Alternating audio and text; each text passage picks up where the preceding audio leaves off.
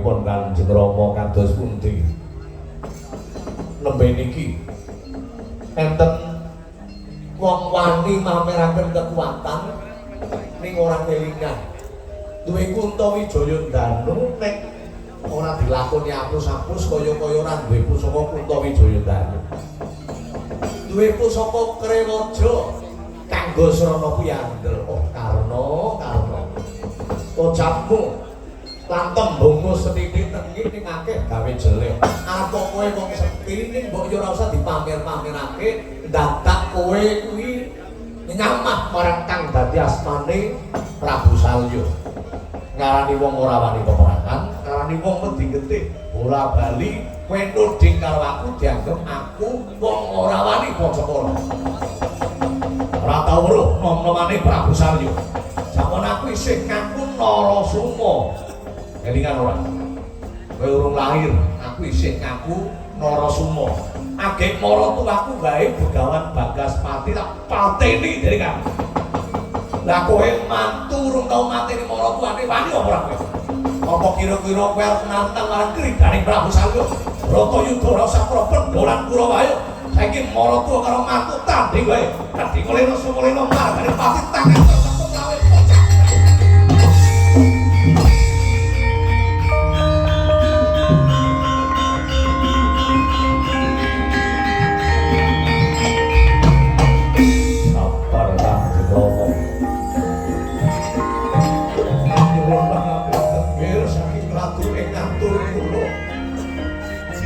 Karana kula menika mestipun sepelaken kalian mantu kula.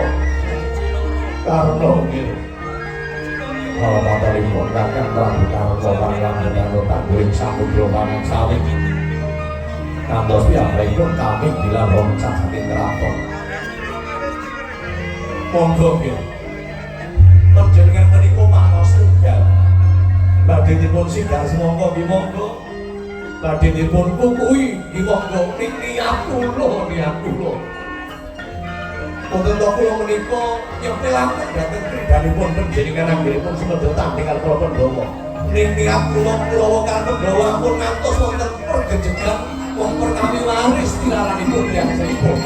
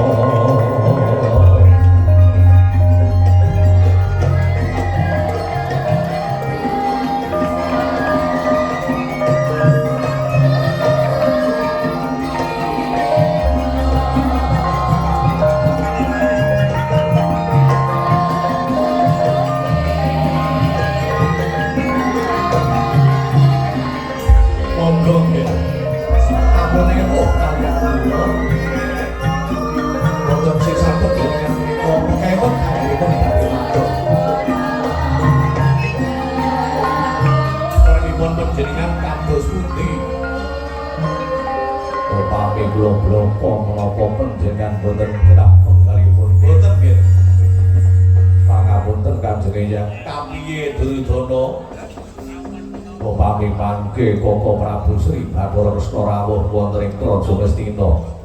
Pengajap kula ingkang sampun saged pirembuh kaliyan Paman Pati Haryosemuni.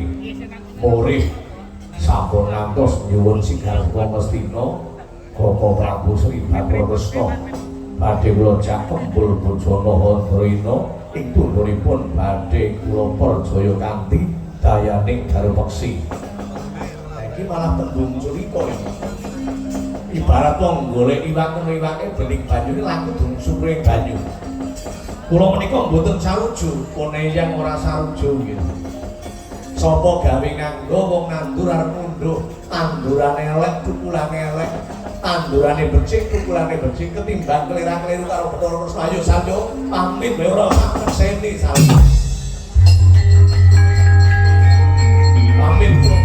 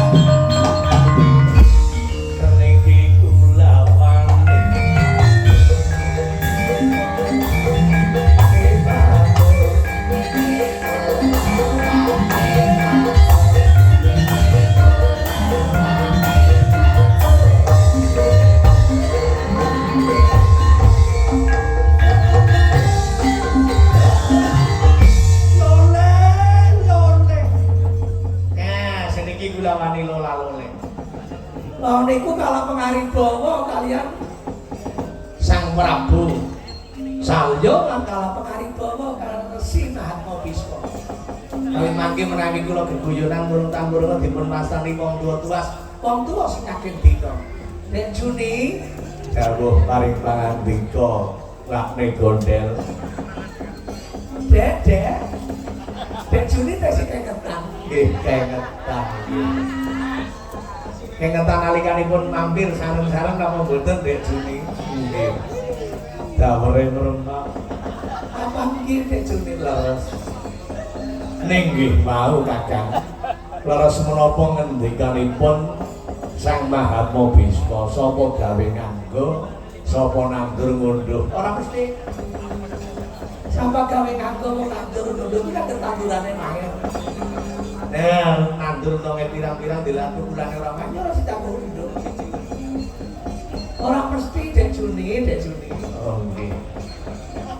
Nggih monggo nek panjenengan kagungan penyokro boing mangke saged kasembadan ngreka daya pedhepun Kresna. Leres popo napa ing mangke boten badhe mung damel wirang. Menawi kok Prabu Sri Bathara Kresna sampun rawuh boten nggih. Kula kalian Dek Juni menika sampun damel daru peksi utawi racun. Ingkang dipun kolahaken kalian sedaya daharan lan kunjungan. Ing mangke menawi Bathara Kresna rawuh wonten mriki ampun ngantos panjenengan tandha paring tandha tapasma wonten ing buku perjanjian sikat mongko praja ngertina. Nanging Kresna menika dipun suguh mangan sing enak, omben sing seger. Mangke nduk kumbe mesti gedhe-gedhe. Guyune langka. Asal wis sambang ireng, niku kantun Kresna dipun perjaya kanthi cara alus. Yen pancen kados ngaten kantun dipun tembung kemawon ralipun Prabu Sri Bathara.